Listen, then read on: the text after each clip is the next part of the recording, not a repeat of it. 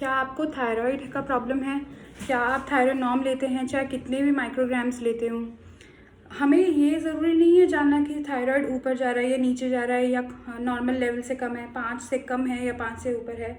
उसके पीछे की वजह ज़रूर जाननी चाहिए, नहीं तो मैनेजमेंट जो ट्रीटमेंट पार्ट है वो ऑल टुगेदर डिफरेंट हो जाता है। कैसे? अब थायराइड मान लीजिए 5 तक नॉर्मल है किसी भी लैब में, अब आपका आया 8। अब उसके साथ अगर ये वाला टेस्ट हम करवा लेते हैं एंटी TPO, तो हमें ये पता चल जाएगा कि हमारी अपनी बॉडी तो कहीं हमारे थायराइड ग्लैंड के अगेंस्ट काम नहीं कर रही है। क्या होता है, एंटीबॉडी क्या होती है और ऑटो इम्यूनिटी क्या होती है।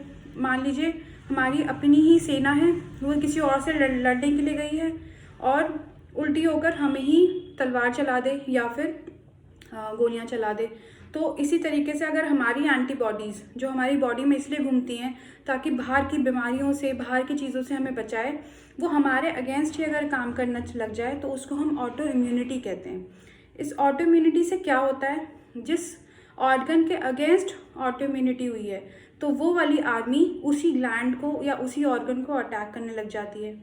फॉर एग्जाम्पल अगर हम स्किन की बात करें तो ऑटो इम्यून डिसऑर्डर्स स्किन में कैसे होते हैं, उनके नाम अलग अलग हैं।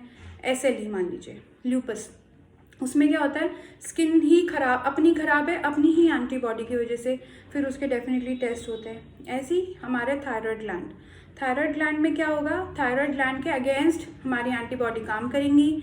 जब हम उनका ब्लड टेस्ट में लेवल्स जानेंगे तो डेफिनेटली वो बढ़ा हुआ होगा। सिम्टम्स क्या रहते हैं अगर हमारी एंटीबॉडीज़ हमारे अगेंस्ट काम कर रही है, तो सबसे पहले तो बहुत ही अलार्मिंग सिम्टम ये रहेगा कि patient will look like a patient of depression. ऐसा लगेगा कि वो, आप अगर उससे पूछेंगे, सबसे पहला जो चीज़, अगर फीमेल हैं तो इरेगुलर पीरियड्स बताती हैं, पर ओवरऑल इरिस्पेक्टिव ऑफ जेंडर सिर्फ ये सुनने को आता है कि I feel out of the place, I feel that I don't have any emotions, या फिर मुझे डिप्रेशन हो रहा है। और ज़्यादातर लोग इसको स्पिरिचुअल जर्नी, आजकल बहुत ही इन है स्पिरिचुअलिटी, स्पिरिचुअल अवेकनिंग, स्पिरिचुअल असेंशंस, ये सब होना, तो उसमें लेके जा रहे हैं आजकल। सो होता वो थायराइड है, लगता है वो न्यूरोसाइकेट्रिक है, उसकी इलाज स्पिरिचुअल हीलिंग हो रही है, पर वो निकलेगा अल्टीमेटली कभी कभी 20% स्टेज में, पीपल इन 20% में थायराइड। अब शुरुआत करते हैं यहाँ से। बालों में क्या होगा, अगर एंटी TPO बढ़ा हुआ है, उसकी वजह से थायराइड TSH नॉर्मल मतलब बढ़ा हुआ है या बिल्कुल कम है, तो आपके बेबी हेयर जैसे जो यहाँ वाले जो बाल होते हैं उनको टूटेंगे। अब वो टूटेंगे कैसे पता चलेगा, कहाँ से टूट रहे हैं, यहाँ वाले बाल एंटीना की तरह खड़े रहते हैं। वो एंटीना जो है वो ये नहीं है कि इलेक्ट्रोमैग्नेटिक है कि आसपास हमारे वेव्स हैं, रेडिएशन है।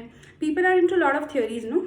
तो आपको ये देखना है कि अगर आपके बाल यहाँ से खड़े हुए हैं, अब नॉर्मली खड़े हुए हैं कि उन्हें तेल लगा के नीचे करना पड़ रहा है, that means you have brittle hair.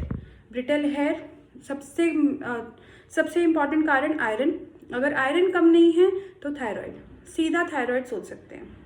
Skin dry होगी, पसीना नहीं आएगा, पसीना या तो आएगा ही नहीं या कम आएगा।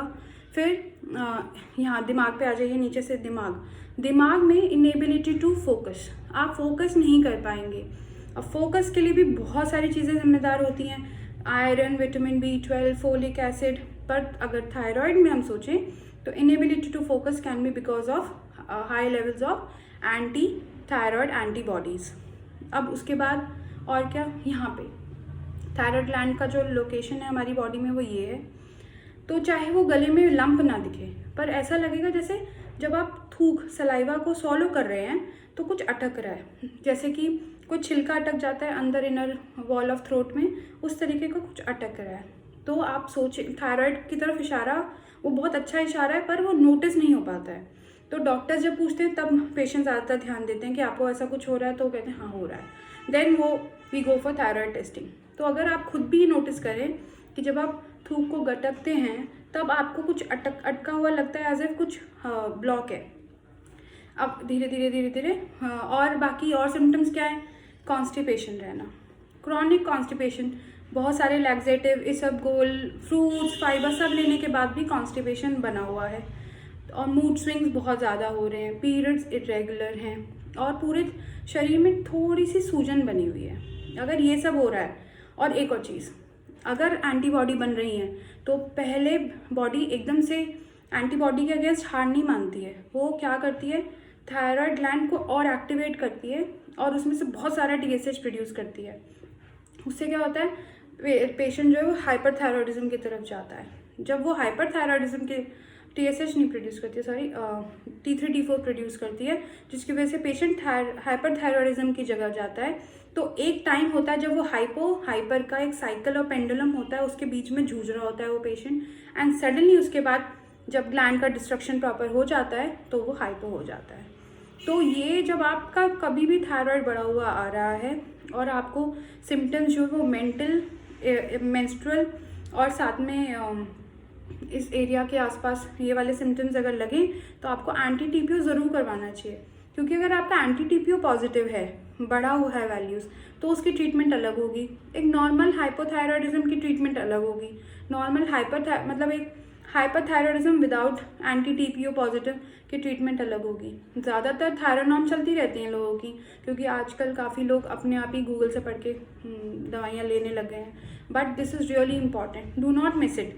TSH करवाते वक्त अगर वो हाई आया है तो एंटी TPO ज़रूर करवाएं।